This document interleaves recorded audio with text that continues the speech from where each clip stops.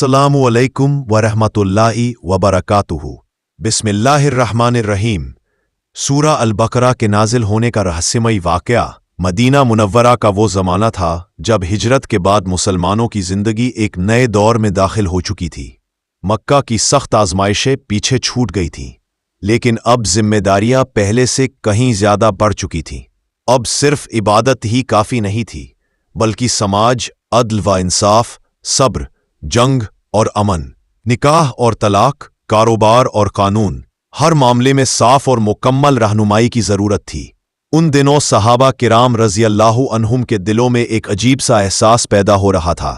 रातें गैर मामूली तौर पर खामोश होती जा रही थीं, जैसे आसमान किसी भारी अमानत को ज़मीन पर उतारने की तैयारी कर रहा हो। हर दिल यह महसूस कर रहा था कि बहुत बड़ी हिदायत नाजिल होने वाली है। फिर वो लम्हा आया जब रसूल खुदा हज़रत मोहम्मद मुस्तफ़ा सल्लल्लाहु अलैहि वसल्लम पर वही की कैफियत तारी हो गई। ठंडी रात के बावजूद आपकी पेशानी मुबारक पर पसीने के कतरे नजर आने लगे।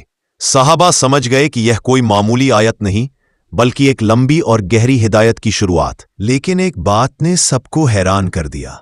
सूरा अल-बकरा एक ही वक्त में नाजिल नहीं हुई। यही इस सूरा का सबसे बड़ा राज था। यह सूरा हिजरत के बाद मदीना में कई बरसों के दौरान धीरे धीरे नाजिल होती रही। जब भी मुसलमानों को किसी बड़े फैसले, किसी इम्तिहान या किसी नए मसले का सामना हुआ, उसी वक्त इस सूरा की आयतें नाजिल हुईं और रहनुमाई फरमाती रही। सबसे पहले वे अल्फाज नाजिल हुए जिन्होंने अक्लों को खामोश और दिलों को झुका दिया। अलिफ लाम मीम। न किसी ने सवाल किया और न किसी ने बहस। ऐलान था कि यह किताब सिर्फ पढ़ने के लिए नहीं, बल्कि मान लेने के लिए है।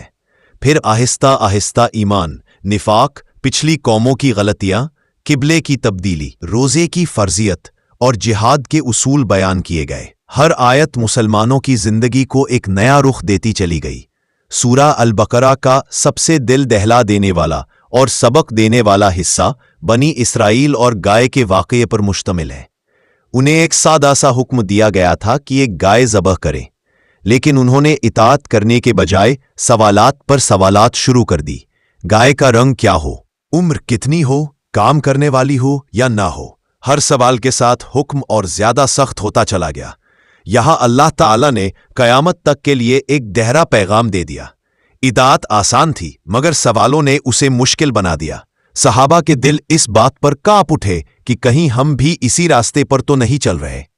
इसी सूरह में वे आयतें भी नाजिल हुईं जिनसे शैतान घरों से भागता है, दिलों को सुकून मिलता है और एक मुकम्मल इस्लामी निज़ाम ज़िंदगी की बुनियाद रखी जाती है।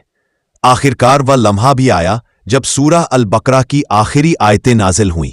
अल्लाह ताला ने फरमाया कि वह किसी जान पर उसकी ताकत से ज्यादा बोझ नहीं डालता। यह सुनकर सहाबा किराम रज़ियल्लाहु अन्हुम की आंखों से आंसू बहने लगे। इतनी बड़ी जिम्मेदारियों के बाद यह ऐलान रहमत उनके दिलों के लिए सुकून बन गया। सूरह अल-बकरा सिर्फ एक सूरह नहीं, बल्कि एक मुकम्मल ज़ाबिता हयात है। जो इसे पढ़ता है वह शैतान के शर से महफूज रहता है, और जो इसे समझकर अपनाता है वह कभी गुमराह नहीं होता। मगर सवाल आज भी बाकी है, क्या हम सूरह अल-बकरा को सिर्फ पढ़ते हैं या वाकई दिल से मानते हुए अपनी जिंदगी में नाफिज भी करते हैं? जज़ाकल्लाहु खैर। खुदा हाफिज।